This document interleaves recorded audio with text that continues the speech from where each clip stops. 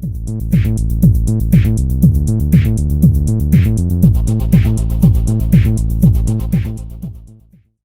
from South China. I'm Mike Bellamy, the founder of the Passage Maker Group of Companies and a guest lecturer at the China Sourcing Academy. I've been living in Asia pretty much full-time since 1993 when I came as an exchange student and ended up staying. Today I'll share with you some of the lessons I learned over the years, lessons I learned the hard way. It's my pleasure to let you behind the bamboo curtain and offer some practical tips to protect your intellectual property.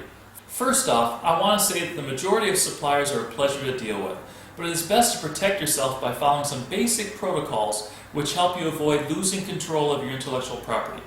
Rule number 1. Register your intellectual property in China before you even start to source here.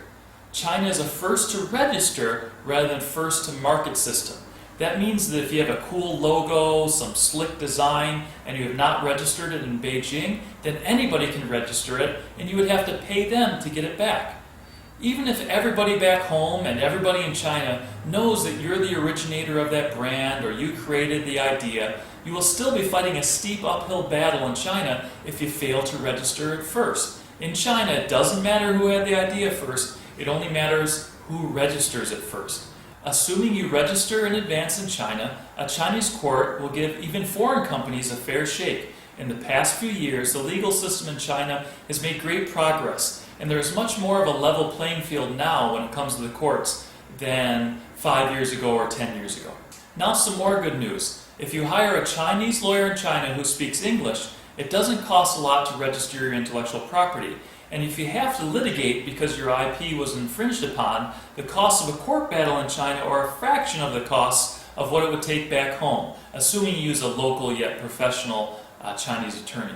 Rule number 2. Reduce your exposure during the upfront request for quotation phase. When you're conducting your request for quotation and out there shopping around for suppliers, you will probably interact with many suppliers in China to get quotes, but in the end you will probably select just one to get your business.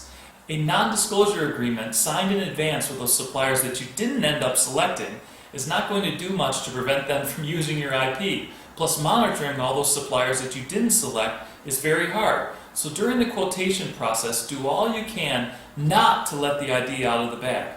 For example, conduct your RFQ with a representative product which doesn't expose your secret sauce. Then after you've picked your supplier, let them look at the secret sauce only after you feel confident that they will respect your intellectual property.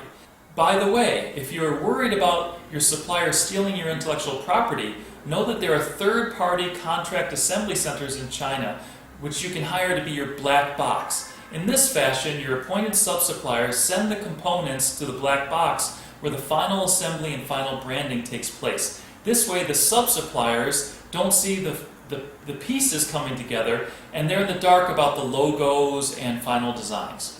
Rule number 3. Use a simple and easy to understand clause in your bilingual contracts. I have found that many contracts stem from poorly explained contracts. It is not so much that the suppliers are breaking the terms of the agreement on purpose, it turns out that they never understood the contract in the first place. So often, the buyer presents a massive technical contract in English only, with some New York lawyer that drafted it at $400 an hour back home.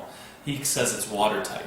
Now, there are some key terms buried in there about who owns the IP and how should it be used. The supplier knows that if he just signs this contract, he gets the order. So what does he do? He signs it without having translated it, let alone understanding it. So keep it simple. Put it in Chinese, get clear confirmation, ideally face-to-face, that the supplier has read and understood it. Of course you need the chop on the contract, but just ask, hey, did you understand these 10 points? Whatever. Most of the suppliers are honorable people, and if they're clear on the terms relating to your intellectual property protection in advance before starting production, generally you're going to have fewer problems. So it's a problem when the supplier doesn't even know what he's signing. Now, I'm not a lawyer, but if you need legal services, email me and I'll do my best to put you in touch with the firms that have represented me. On that note, as always, I sign off wishing you successful sourcing in China. And if you found the information in this video useful, please return the favor. Subscribe to my YouTube channel, hit the like button and post some comments, or check out my blogs and subscribe to my monthly newsletter.